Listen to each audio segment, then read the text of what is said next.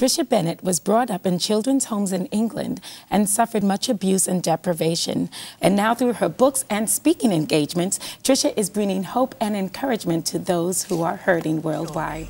All I ever knew was being brought up in children's homes. Me and my three brothers didn't feel we were wanted there. I used to rock myself to sleep crying for a mummy, and I was sexually abused. I used to actually kneel in the graveyard and beg God to die. And I didn't want heaven and I didn't want hell, I just wanted oblivion. And it culminated at 17 years old with me attempting suicide. Tricia herself was brought up in a children's home in the UK and has a heart for orphans. She is in high demand for her talks of all sorts of groups, including ladies' groups like ours. Her talks are witty and inspirational, and as you'll learn, tears are often mingled with laughter. Well, we married 3 years later, and it was a huge, great Baptist church, and there was a massive, long bit for me to walk down, and the pastor went up to John and said, "I'm really sorry, but we've got to cancel the day." And he said, "Why?" He said, "We can't get her out the car. She's so paralyzed with fear." Well, one of the elders of the church said, "I've got the answer. I've got a son who's got a skateboard. I'll go and get it. We can pop her on the skateboard and just whiz her straight down the aisle."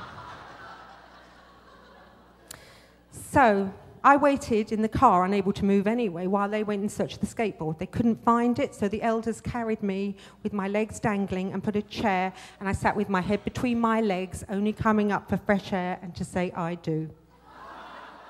Well, good evening, ladies and gentlemen, and thank you for having me here. And tonight you're going to hear just a little bit of my story. Well, I'd like to tell you what motivated me to write this book, Polly Brown. Now, this is a novel, but I have actually used a few of my own real circumstances in it, and it's about a young girl who goes on an extraordinary journey. She's in an orphanage, and she's got no hope, and it was just like me as a child. I felt like I had no hope. I was sexually abused, I was psychologically abused, I was physically abused, and my whole childhood was spent in great despair. Sadly, my eldest brother didn't make it. In my teens, I attempted suicide twice. And I realized something, that if I could, through my writing, influence this generation to reach out to the needy and the lost and those with no hope, that I would be doing something amazing. And out of the ashes of my own broken life, I could use finances to fund orphanages, to help kids that can't afford school. I've gone into schools and read to the kids, read from the book and talked about my own life and how I came from ashes. And they've written letters to me saying how inspired they are. And some of them will say things like, "I had no hope until I heard you." But what I've done is I've shown in this novel my own helplessness and hopelessness. And through it, when she goes on the journey, it's a journey of self-discovery. It's a journey that actually suggests that beauty is an inner thing. It's a journey that suggests that our greatest joy comes from helping others. And people tell me every day it's the most touching story they've ever read. And I believe we all have a responsibility to look outside of ourselves and think, what can we do to touch and reach into the lives of others? Thank you so much, ladies and gentlemen. God bless and good night.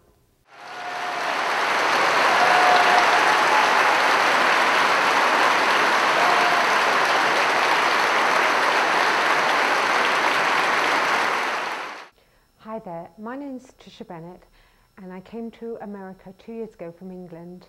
I have a remarkable story, and I'm an author as well. I give talks everywhere, and people are always saying, "You should be on television. People need to hear your story." So I'm here today asking you to consider having me on your show.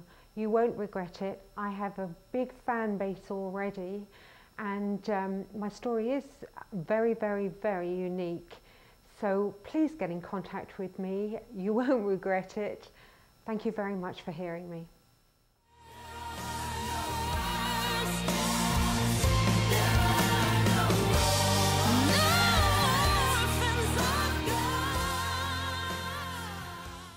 But one thing I need to tell you, ladies, looking at you now, You need to go from here and get that glam photo taken if you haven't already had it done. Now look, I don't want to say too much, but some of you have left it a little bit too late, but there is a place in the villages, seriously ladies, where they will fill in the cracks, all right, before they take the photo. Now why do you need the glam photo, you may well ask. I need to tell you why. Because one day, when you're in an old folks' home, you need that glam photo above the bed so that when the doctors are giving you the enema and all whatever, they will know that you were once a cute chick. Now, it's no use saying you've still got a few years before you do it. Because ladies, one day you're out on the golf course, the next you're lying in a bed, warts and whiskers, Zimmer frame by your side, and a catheter strapped to your ankle. You've got to get it done now, girls. Really, you have. And for those of you who say, well, that's all right, I'm not going to an old people's home, my kids are going to look after me. Think about this. My kids said, Mum, we'll look after you. I said, no way, because I know one word, payback. Yes, ladies, payback.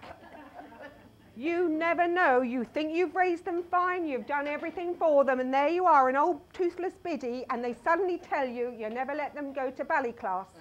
Or you didn't turn up at enough football matches, so there's no way I'm going to let mine look after me. In fact, what I've actually said is I really need the sort of old people's home where they take you out, where there's a bit of bingo, and I've got to have one where there's karaoke. All right. But since I've come here, I've realised I'll have to go back to England to go to a retirement home because there's no way I'm going to learn pickleball at this age of my life. Seriously, there isn't.